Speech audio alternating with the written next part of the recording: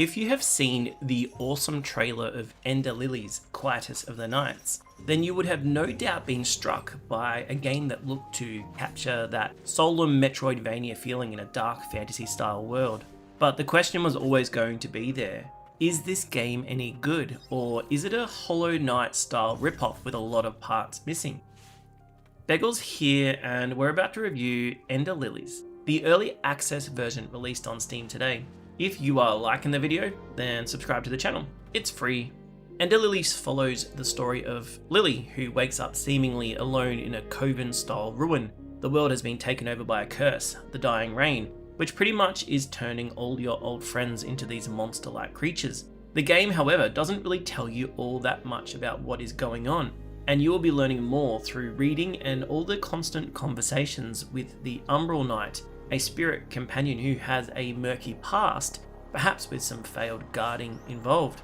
Lily's goal seems to be quite simple, to survive and fight her way through hordes of enemies, leading to some pretty cool boss fights, and also some benches, which allows her to rest, and tweak around a few different things. As you defeat the larger enemies, including the boss fights, you get the chance to purify them, releasing them from their curse and also getting the chance to equip them as your ally in battle. You see, Lily doesn't actually fight herself, she survives through the clever manipulation of her spirit allies and a whole lot of dodging. Speaking of the dodge, how cool is Lily's flying flop, which just happens to remove herself from damage momentarily? When I did my preview for Ender Lilies, I called it a dash. I don't know if it really fits that description, as you really just throw yourself onto the ground to get away from whatever is attacking you. The dash is a little awkward and can cause you to miss jumps that you would normally expect to hit in a platformer game, but it does become crucial in some of the boss fights, especially the Dark Witch Elaine, which took me more than a few attempts to get through. I really enjoyed that fight. Early access on Steam is kind of a bummer, meaning you will only get to play through some of the levels, of which the developers have said is 3 of at least 8 different areas.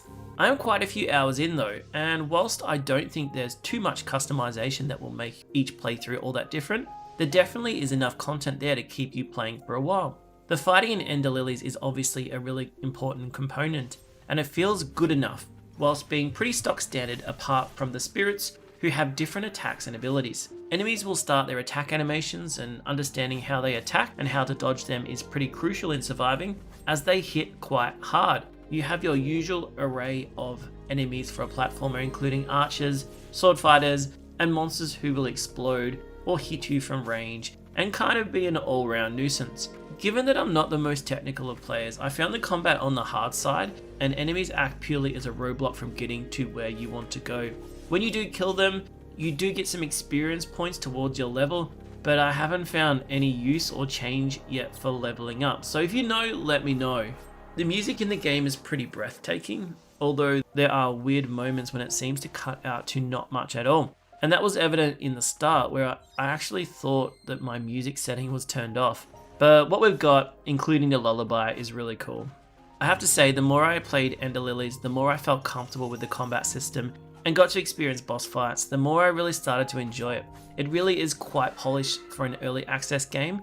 You will unlock double jumps and other add-ons, and there's nothing too original about the game as a whole, but it is fun, and that's pretty important to me. There's always the deterrence of not getting the whole game at launch, but people who love Metroidvanias and action 2D platformers are probably going to enjoy this one. I'm not totally sold on the way the story is told, and I have enjoyed the cutscene style animations more than the pure text dialogue that we get entering new areas.